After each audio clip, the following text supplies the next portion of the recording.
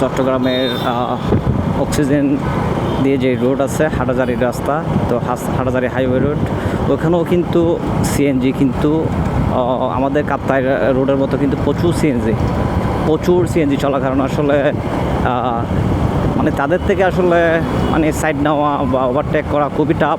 So এই রাস্তায় যারা গাড়ি চালান অবশ্যই বাইক বিশেষ করে ওভারটেকিং করার সময় একদম কেয়ারফুলি থাকবেন, কারণ তারা হঠাৎ করে আসলে মানে এমনভাবে ঘুরিয়ে দেয় যে যেমন ধরেন সামনে ইউটার্ন আছে, মানে এদিকে ইউটার্ন আছে, তো ওরকম ইউটার্নে যদি মানে ওরা আসে আর কি, তো হঠাৎ করে আসলে ঘুরাই দেয় গাড়ি।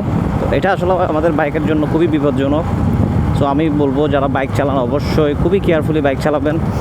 কাপ্তাই রোড বলেন, আপনার হচ্ছে যে অক্সিজেন রোড দিয়ে হাটাজারি যে হাইওয়ে আছে রাঙ্গামাটি পর্যন্ত, এদিকে কাকড়াছড়ি, এই রাস্তা কিন্তু প্রচুর সিএনজি চলাচল করে, তার জন্য আসলে আমাদের জন্য খুবই রিস্কি, এবং সিএনজিগুলো খুব বেপরোয়া চালায়, আর হুট করে গাড়ি আসলে ঘুরিয়ে দেওয়ার কারণে আসলে আমাদের সমস্যাটা হয়।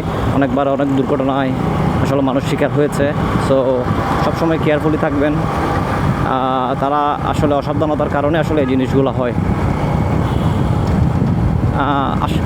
আমি এই রাস্তাটা সম্পর্কে আগেও আসলে জানতাম, তো এই রাস্তাটা আসলে খুবই সুন্দর একটা রাস্তা, আমাদের কাপ্তাই রাস্তা থেকেও অনেক সুন্দর, যেহেতু এটা 1/1, এবং ওই জন্যই আসলে খুবই ভালো লাগে এই রাস্তাটা।